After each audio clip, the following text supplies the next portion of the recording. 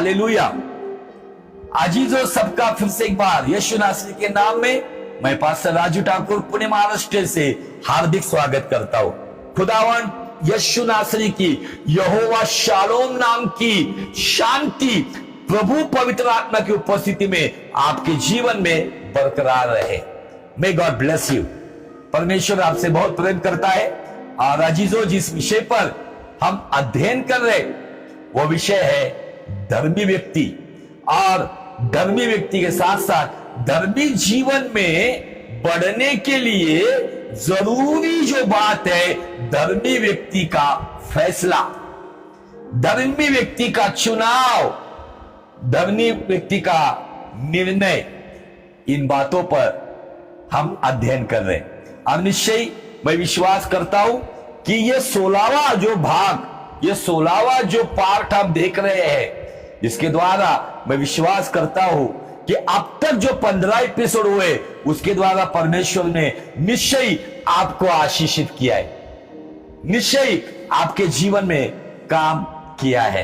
क्योंकि परमेश्वर का कलाम केवल कलाम ही है जो जीवन और आत्मा है। जो यूहन्ना 6:63 में यीशु मसीह खुद कहते हैं कि परमेश्वर का कलाम जीवन और आत्मा है। जो उसे पाता है, जो उसे प्राप्त करता है, उसके भीतर से जीवन की नदियां फूट उठती है। Hallelujah, praise the Lord. और आइए अजीजों, जो वचन का चुनाव हमने किया है रोमियो का 4 अध्याय और वचन 25, ये मूल वचन है इस संदेश के लिए। वचन कहता है, वह हमारे अपराधों के लिए पकड़वाया गया और हमारे धर्मी ठहरने के लिए जिलाया भी गया। यीशु मसीह का बलिदान निश्चय हमें पापों की क्षमा देता है। यीशु मसीह का पुनरुत्थान निश्चय हमें पुनरुत्थान की आशा में जीवित करता है। उसी के साथ साथ ये बलिदान और ये पुनरुत्थान हमें धर्मी ठहराता है।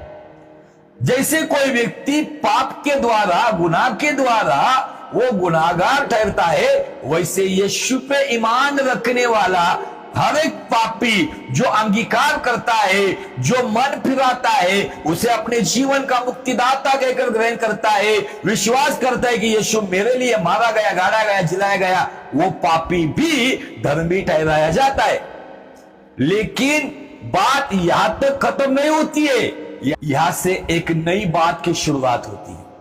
मैं धर्मी ठहराया गया है, मुझे धर्मी जीवन की पाठशाला में दाखिला मिला है, लेकिन क्या मैं कक्षा से कक्षा में आगे बढ़ते जा रहा हूं क्या नहीं?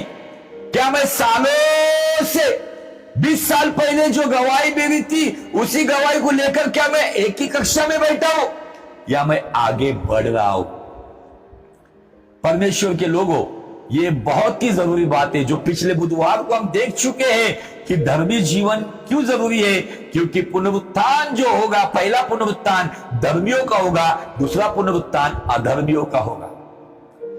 और बाइबल कहती है पहले पुनरुत्थान में जिसको अधिकार है, प्रकाशित वाक्य 4 में ऐसा लिखा है, उस पे दूसरे मृत्यु की कोई अधिकार काम नहीं करेगी और वो व्यक्ति परमेश्वर का याजक होगा।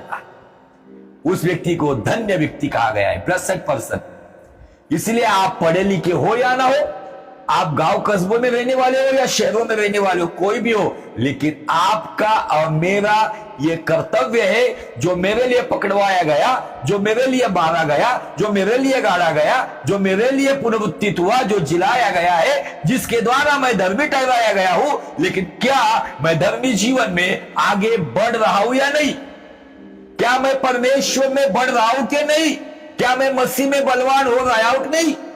और धर्मी जीवन में बढ़ने के लिए हमें हर दिन परमेश्वर के पक्ष में एक योग्य फैसला, एक योग्य निर्णय और योग्य चुनाव करना होगा।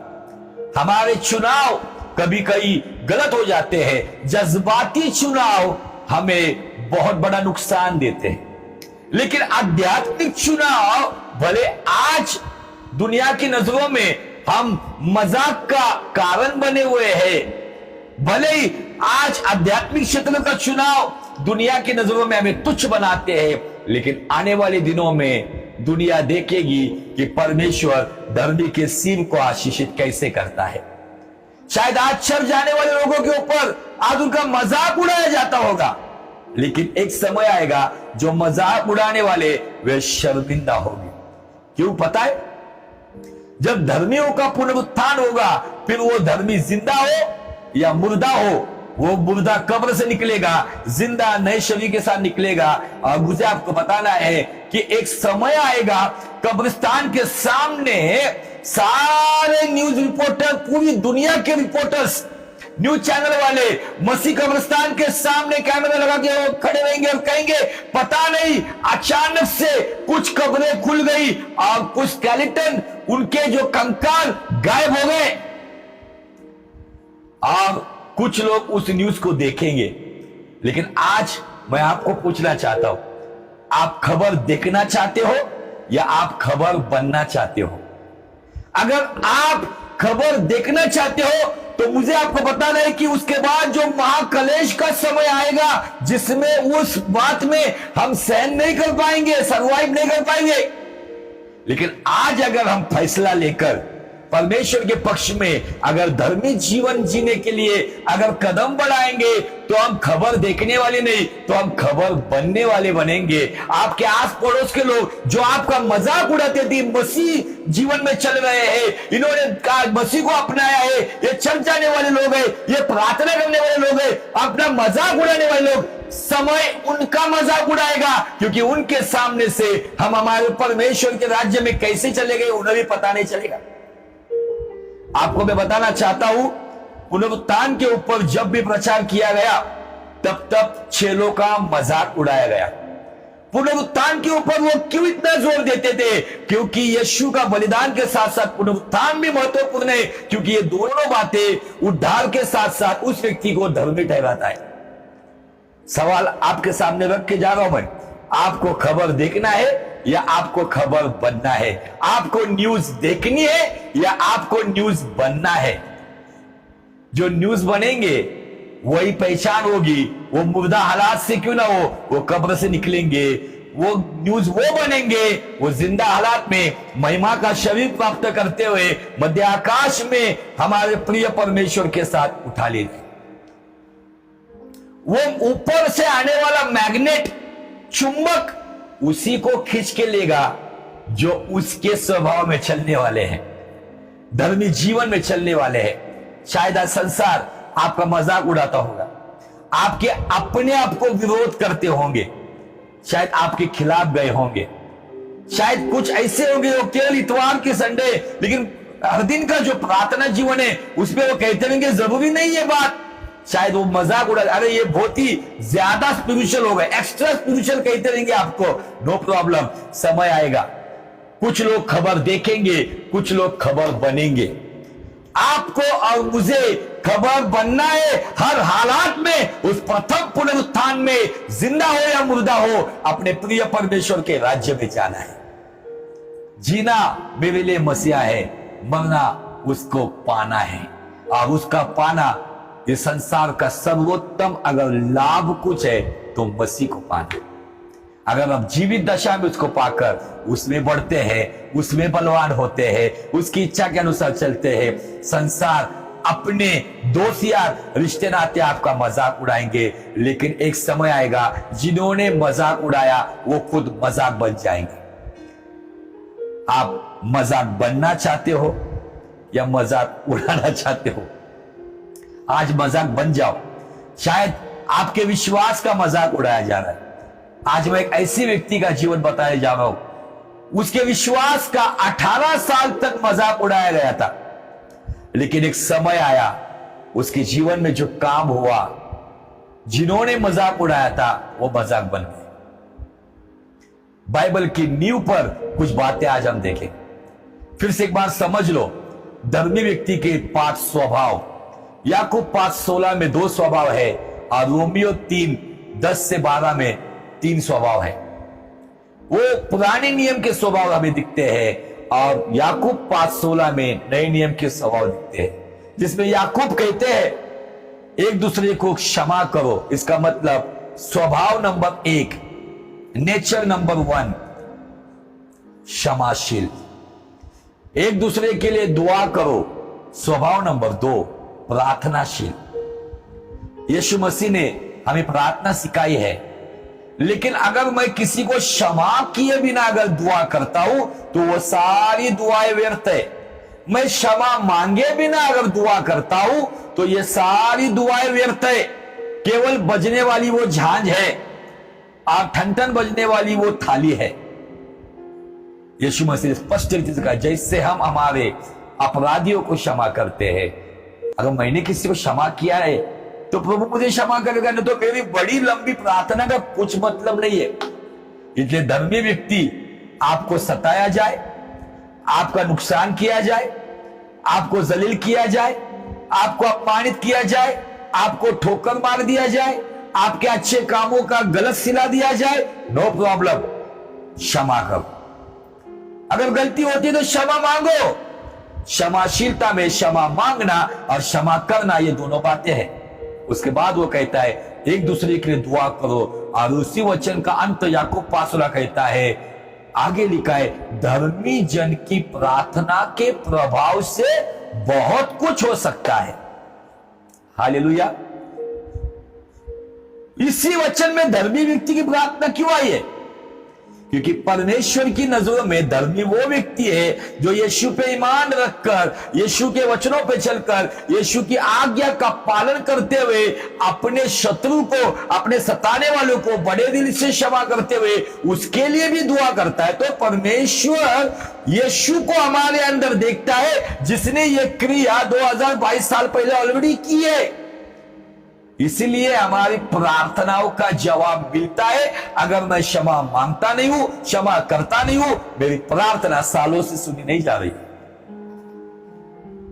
आज ये 2 स्वभाव नए नियम के और 3 स्वभाव रोमियो 3:10 के आगे ऐसा लिखा है, धर्मी कोई नहीं, एक भी नहीं, जिसका हमने ऑलरेडी जिक्र किया है। लोग इस वचन का गलत इस्तेमाल करते हैं और पाप की राह में अपना जीवन बनाए रखते हैं। लेकिन इस वचन का जो संदर्भ है, कॉन्टेक्स्ट है, उसे कोई समझता नहीं। वहां पे दिया है समझदार कोई नहीं। इसका मतलब स्वभाव नंबर 3, धर्मी व्यक्ति प्रार्थनाशील के बाद, क्षमाशील के बाद प्रार्थनाशील, प्रार्थनाशील के बाद समझदार होता है। नंबर 4 पे आता है, रोमियो 3 से लिखा है, परमेश्वर को खोजने वाला कोई नहीं। नंबर 4 पे आता है, खुदा का खोजी, ना जरूरतों का खोजी, ना केवल अपने लाभ का खोजी, ना केवल अपने स्वार्थ का खोजी, ना केवल अपने आत्मसम्मान का खोजी। आज बहुत सारे लोग अपने आत्मसम्मान को खोज रहे। बहुत सारे लोग बहुत जल्द फेमस होना चाहते हैं। बहुत सारे लोगों की इच्छा है कि मैं बहुत जल्द से जल्द दुनिया की नजर में आ जाऊं।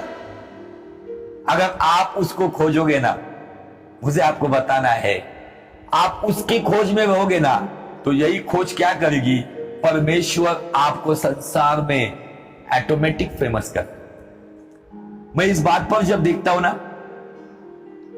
पुराने नए नियम का जो प्रॉफिट आया था, जिसका नाम है यूहन्ना बपतिस्मा करने वाला, जो इलिया की आत्मा से आया था, उसका चर्च यरूशलेम में नहीं था, उसका चर्च यरीहो में नहीं था, उसकी सेवकाई लोगों के अंदर नहीं थी। बाइबल कहती कि वो जंगल में पुकारने वाली वाणी बनकर आए।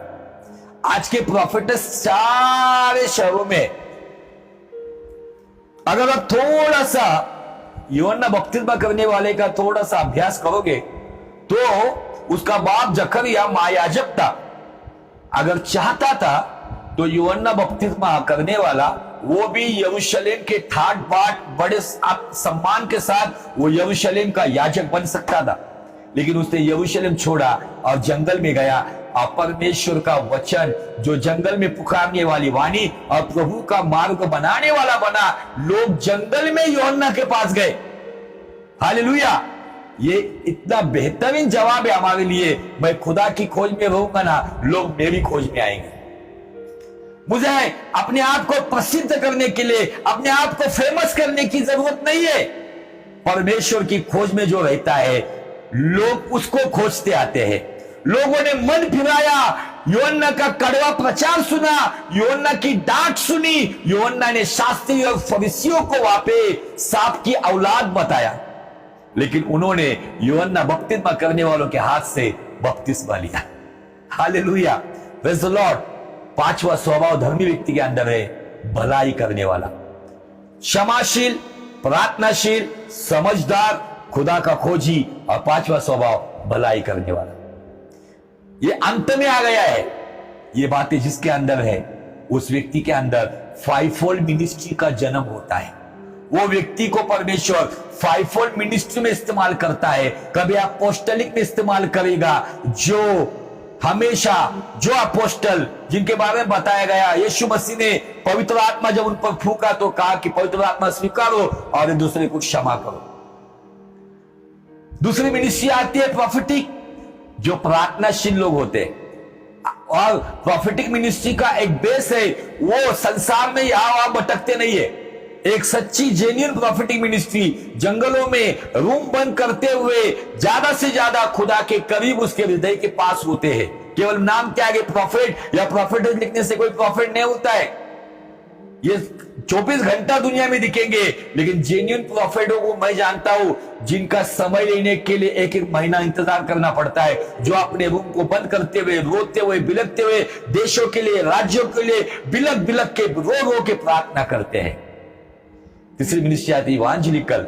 जब समझदार बनोगे तब जाकर सुसमाचार सुनाओगे, नहीं तो वो बोल बच्चन वाला सुमत समाचार होगा।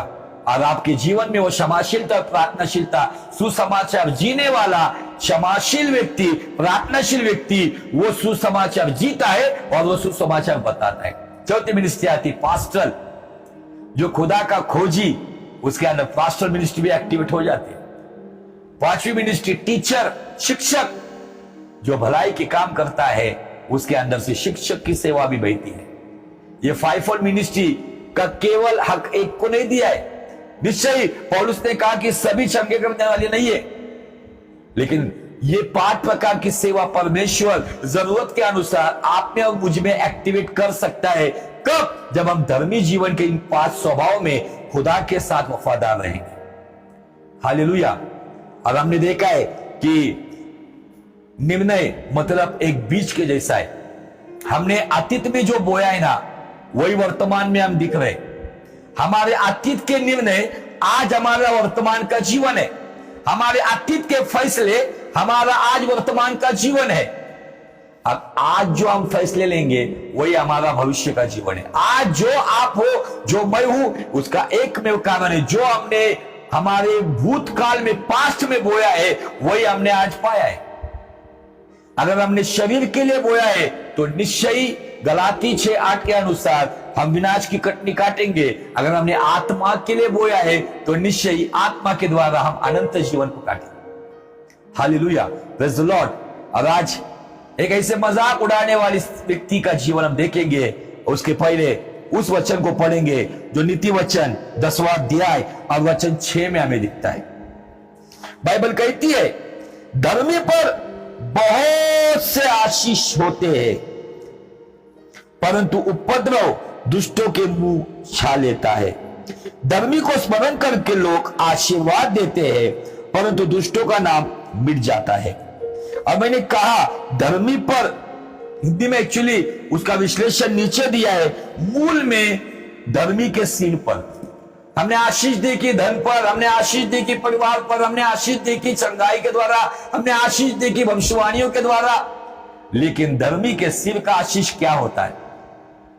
शायद आप में से मुझे देखने वाले मेरी माँ, मेरे पिता समान लोग हैं, मेरे भाई, मेरे बहन समान है, मेरे बच्चों के समान जो जवान है। शायद आप धर्मी जीवन जीने के बावजूद भी कुछ आपके जीवन में जो कमजोरियां हैं, जो आपके जीवन में जो कमी घटिया है, जिसकी वजह से क्या आपकी गर्दन झुकी हुई है समाज के सामने, रिश्ते नातों के सामने, गलत फैसले लेने की वजह से, योग्य राह पे चलने की वजह से भी? क्योंकि बाइबल कहती है धर्मियों को ऊपर बहुत सी विपत्तियां पड़ती है, भजन संहिता 34:19 में, लेकिन फिर भी यहोवा उन्हें उनमें से बचाता है। आज शायद ऐसी कोई बात है कि जिसके वजह से आपके पास शायद पैसा होगा, अच्छा पर्सनैलिटी होगा, अच्छा जॉब होगा, लेकिन ऐसी कुछ बातें शायद, जैसे हमने देखा हन्ना के पास सब कुछ था, लेकिन निसंतान होने की जो बात बार बार उसके कानों पे बांझपन की बातें सुनकर उसके द्वारा उसकी सौतन उसको कुड़ाती थी, चिढ़ाती थी। और ये बातें सुनकर हन्ना अपनी पति की प्रिय पत्नी होने के बावजूद ये कमी होने की वजह से उसकी गर्दन झुकी हुई थी। और परमेश्वर ने नीतिवचन 10:6 के अनुसार उस हन्ना के सिर को ऊंचा उठाया, जिसके द्वारा एक ने, दो ने, 6 औलादों का जन्म हुआ, जिसे संसार बांझ कहते थे। लेकिन बांझ के जीवन से हम देखते हैं कि अद्भुत रीति से जन्म हुआ सैमुएल नबी का। हालेलुया। आज शायद आपके जीवन में ऐसी कुछ कमजोरियां होगी जो आप बता नहीं पा रहे, लेकिन मैं आज आपको बताना चाहता हूं, अगर आप धर्मी जीवन में बढ़ते वक्त योग्य फैसले और योग्य निर्णय लेते हुए, भले आज रिजल्ट मिले या ना मिले, भले आज परिणाम आए या ना आए, भले मुझे चंगाई मिले या ना मिले, भले आशीष मिले या ना मिले, सम्मान मिले या ना मिले, लेकिन फिर भी still I will follow my lord. फिर भी मैं मेरे प्रभु का पीछा करूंगा, जिसका नाम यीशु मसीह। कुछ लोग आपको चिढ़ाएंगे, अरे इतने सालों से जा रहा है, इतने सालों से जा रही है, इतने सालों से प्रार्थना कर रही है, इतने सालों से सेवा कर रहा है, इतने सालों से नौकरी ढूंढ रहा है, इतने सालों से बिजनेस कर रहा है, लेकिन फिर भी ऐसे हालात क्यों है? बाइबल कहती है जो अनपढ़ व्यक्ति है, यीशु मसीह का चेला, कलीसिया का पहला पास्टर, पहला प्रेरित, जो अनपढ़ है, गवार है, वो एक कैलकुलेशन लिखता है अपने किताब में, परमेश्वर को 1000 दिन एक दिन के समान है, एक दिन 1000 दिन के समान। इसका मतलब शायद अभी तक आपने 5 साल, 10 साल, 15 साल, 20 साल से जो प्राप्त नहीं किया ना, तो ये आपकी नजरों में 5 साल, 10 साल, 15 साल, 20 साल है, लेकिन परमेश्वर की नजरों में ये कुछ मिनट या सेकंड है। क्योंकि ये अनपढ़ प्रेरित कहता है खुदावन के लिए एक दिन 1000 साल का, 1000 साल एक दिन के समान। उसने स्वर्ग की गिनती बताई है।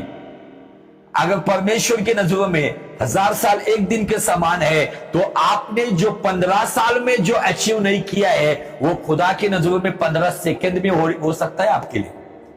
लेकिन कब होगा? उसके लिए आपको धर्मी जीवन में बढ़ते रहना पड़ेगा। आपके पास्टर को सवाल करके नहीं होने वाला है, मुझे सवाल पूछ कर नहीं होने वाला है। आपको केवल उस पर नजरें लगानी होगी। एक दिन आएगा, एक समय आएगा, मैं विश्वास करता हूं, मैं विश्वास करती हूं, अगर मैं धर्मी जीवन में चल रहा हूं तो निश्चय नीतिवचन 10:6 के अनुसार मेरा परमेश्वर मुझ जैसे धर्मी के सिर को आशीषित करेगा। जहां पे मेरी गर्दन झुकी हुई है, वहां पर मेरा परमेश्वर मेरी गर्दन को ऊंचा उठाएगा। हालेलुया। मेरे मस्तक को, मेरे सिर को ऊंचा उठाएगा। और सिर के आशीष मतलब सिर नए नियम में यीशु मसीह को कहा गया है, हमें डायरेक्ट यीशु मसीह मिलता है, यीशु मसीह हम पर विराजमान होता है। हालेलुया। आइए, नए नियम में उस स्त्री के बारे में लिखा है और उसका जिक्र लूका रचित सुसमाचार और उसका 13 अध्याय और वचन 10 से आगे है। ये जो 15 मिनट बचे हुए, इस 15 मिनटों में हम बहुत अच्छी बात इस स्त्री के जीवन से सीखेंगे।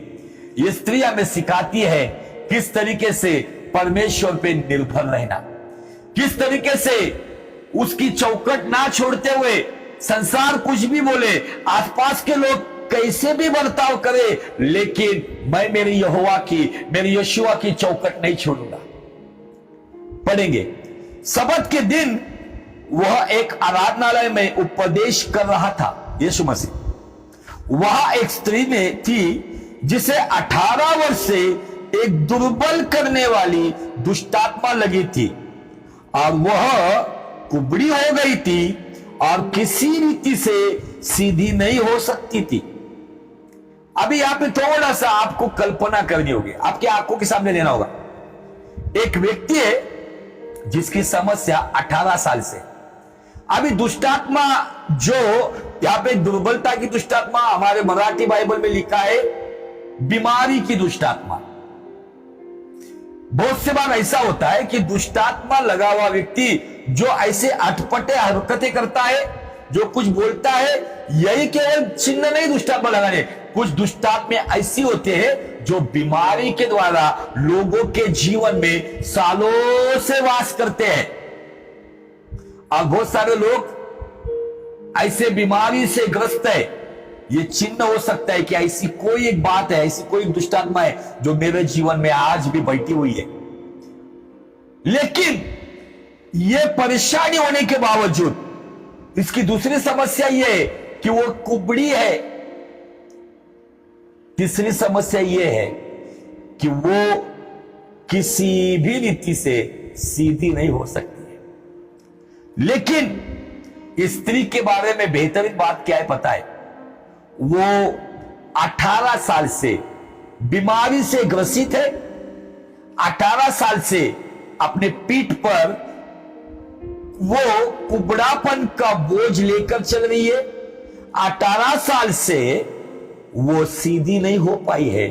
उसके बावजूद वो परमेश्वर के भवन से अलग नहीं हुई है। मैं उन लोगों को बताना चाहता हूं जो लोग फास्ट फूड के जैसे आशीष की आशा रखते हैं, जिनको इमीडिएट कुछ होना चाहिए और कुछ होता नहीं है, तो ऐसे लोग कलीसिया से दूसरी कलीसिया में जाते हैं। कलीसिया बदलने से आपके जीवन में बदलाव नहीं आएगा। आपको परमेश्वर में हर परिस्थिति में बना रहना जरूरी है, अपने आप में बदलाव लाना जरूरी है, तब जाके आप में अद्भुत काम हो सकता है। ये स्त्री अब एक संदेश देती है।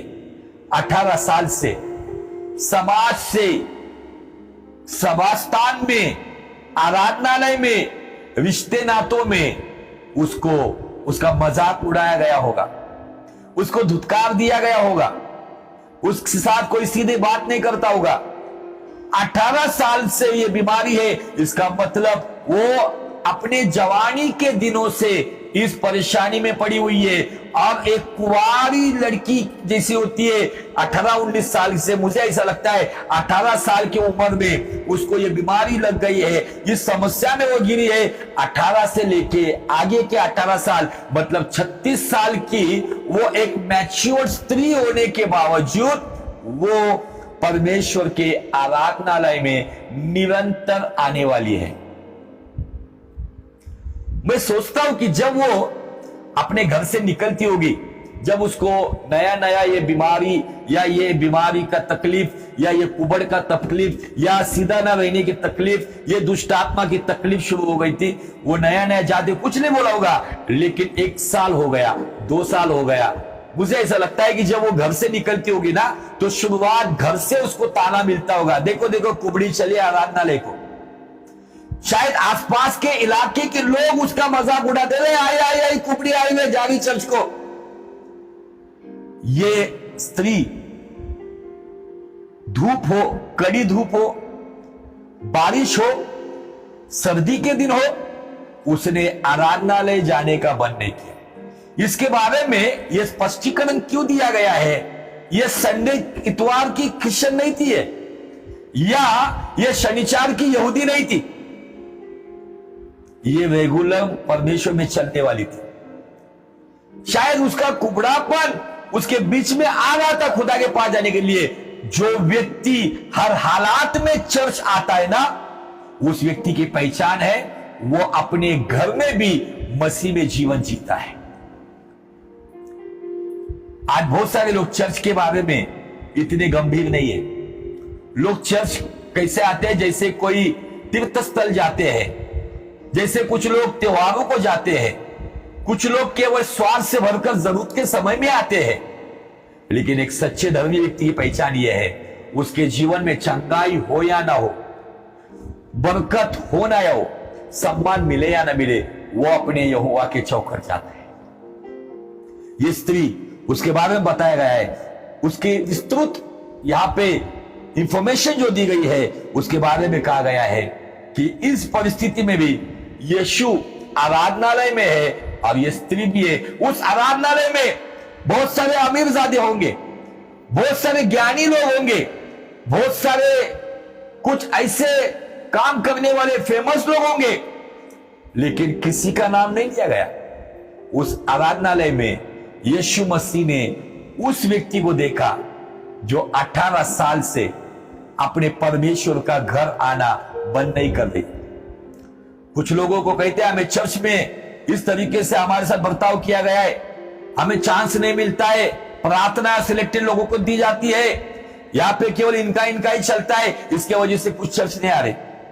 कुछ लोग कहते हैं हमारे पास्टरमान हमें ताने मारते हैं प्रचार के द्वारा, इसलिए हम नहीं जाते।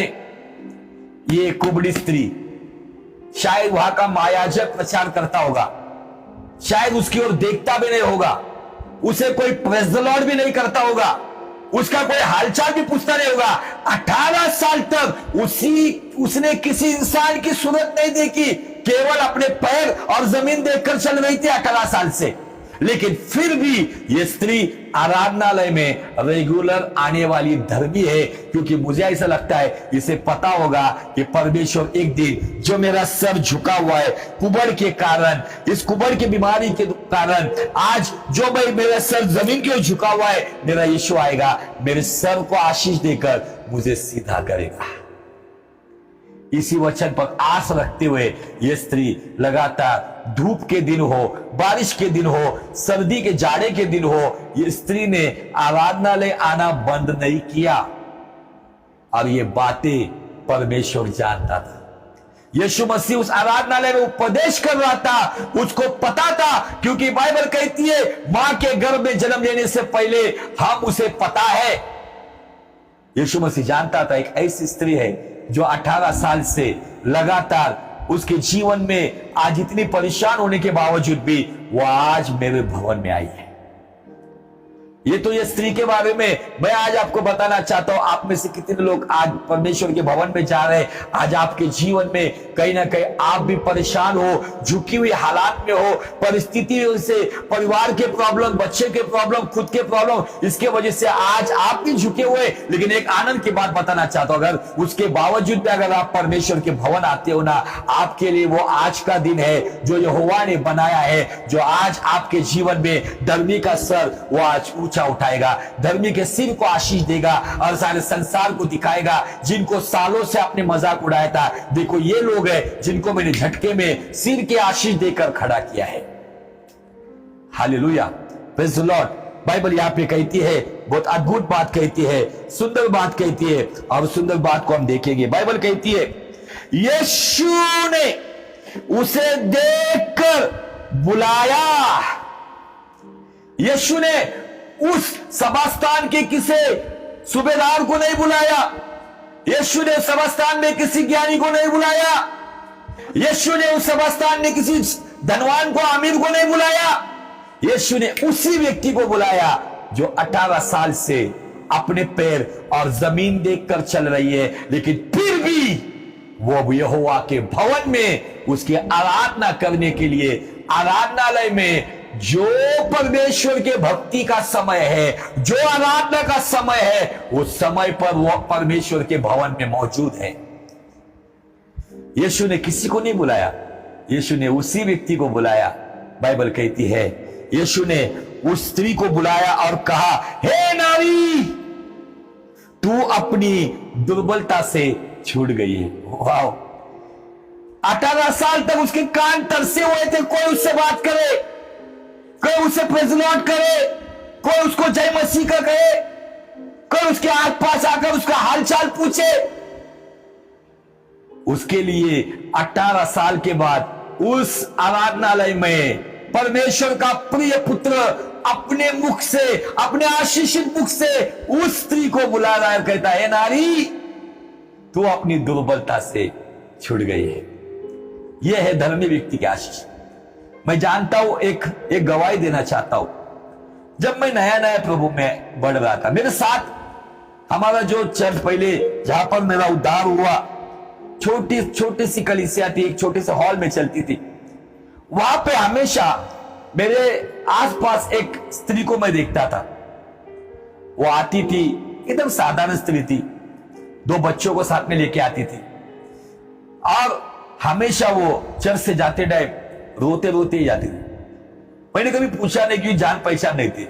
लेकिन कुछ सालों के बाद, तकरीबन मुझे ऐसा लगता है एक 10-12 साल के बाद, उस स्त्री को कलीसिया जैसे बढ़ती गई, अच्छा बड़ा चर्च बन गया, मैं भी वहां पे जाता था। और मैंने देखा उस स्त्री को अपने दोनों बच्चों के साथ, जो बड़े हो गए थे, और पति भी था साथ में। ये गवाही सुन के लो गौर से, क्योंकि इस विषय के साथ है वो। और उस स्त्री ने गवाही देने के लिए माइक उसको दिया गया। वो कह रही थी 14 सालों से मैं चर्च आ रही हूं और 14 सालों से रोते हुए घर जाती थी, लेकिन मैंने परमेश्वर का भवन आना बंद नहीं किया।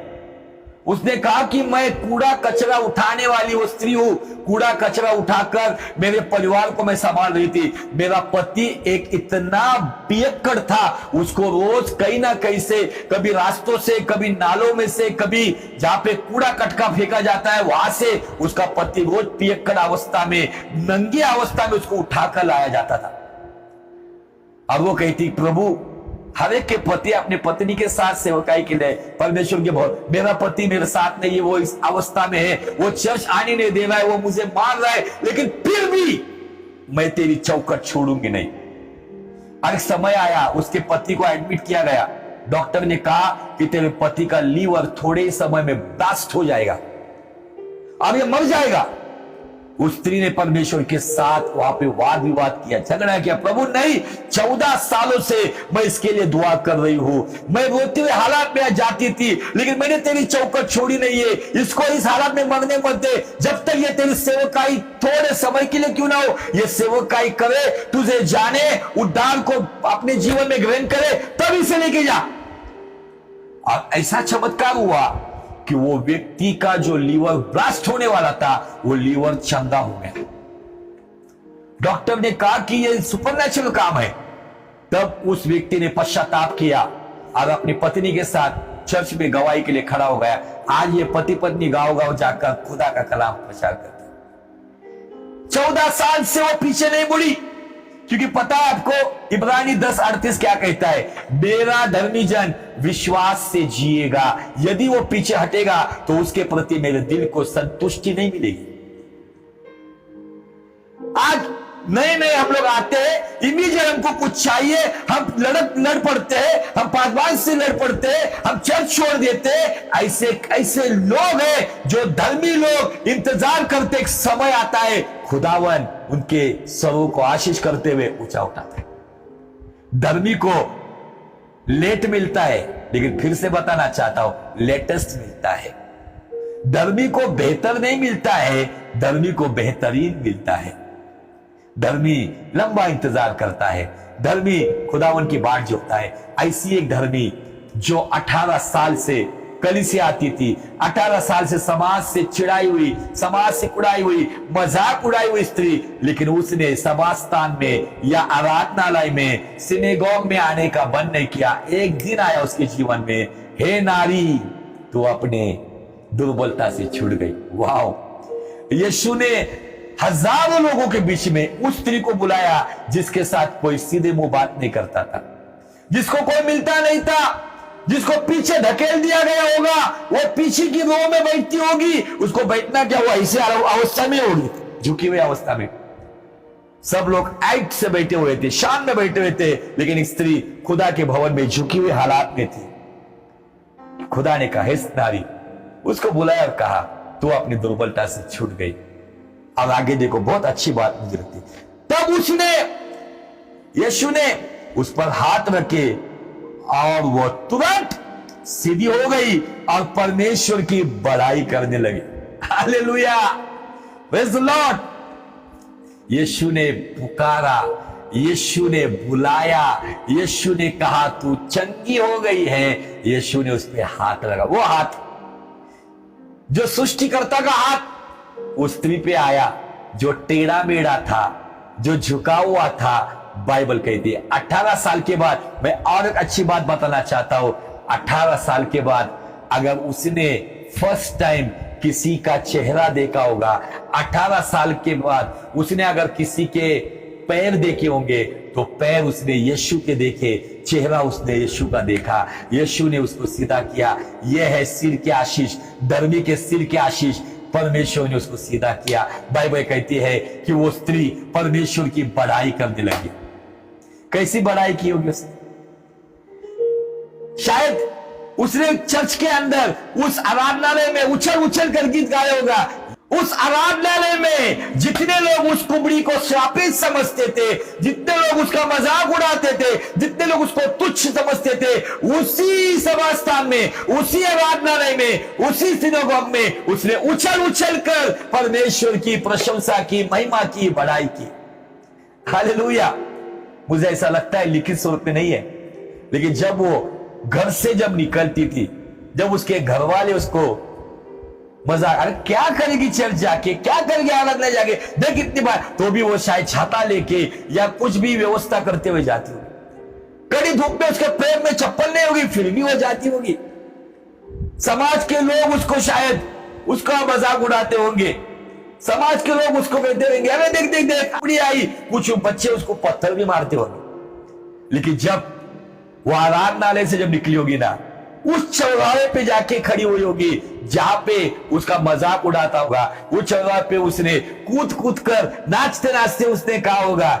जब वो घर गई होगी, शायद घर वालों के आसपास रिश्तेदार देखे रहेंगे, अरे देखो कुबड़ी आई, क्योंकि उन्होंने देखा होगा झुकी हुई हालात में वो आकृति उनको दिखती होगी, या वो छाया, या इस प्रकार से व्यक्ति आ रही है, उसके आहट वो जानते होंगे। लेकिन उस वक्त जब वो घर के द्वार में आई होगी, शायद उसके रिश्ते नातों ने उसको देखा होगा, उनकी आंखें फटी वही रहेगी, उसने उनको भी बताया होगा। 18 साल के बाद उसको चंगाई मिली, 18 साल के बाद उसको जीवन मिला, 18 साल के बाद उसको आनंद मिला, और वो आशीष, वो आनंद, वो चंगाई उसके सिर को मिली। उसके कुबड़ की वजह से, उसकी बीमारी की वजह से, उसकी झुकी हुई हालत की वजह से वो संसार के पास देख नहीं पा रही थी, लेकिन एक झटके में परमेश्वर ने सब कुछ बदल दिया। क्या आज आप कर्जे के बल डूबे हुए हैं? कर्जे का कुबड़ आया हुआ है आपके घर में? ऐसी कुछ घटनाएं, ऐसी कुछ बातें हैं? अशांति का कुबड़ है, परेशानी का कुबड़ है, चिंता का कुबड़ है? ऐसी कौन सा कुबड़ आपके जीवन में है?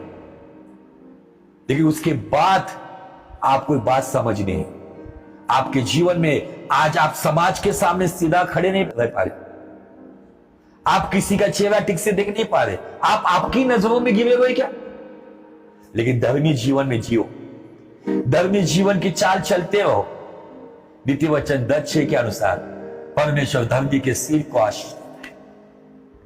इसका मतलब आशीष से आशीष, blessing to blessing, like a glory to glory.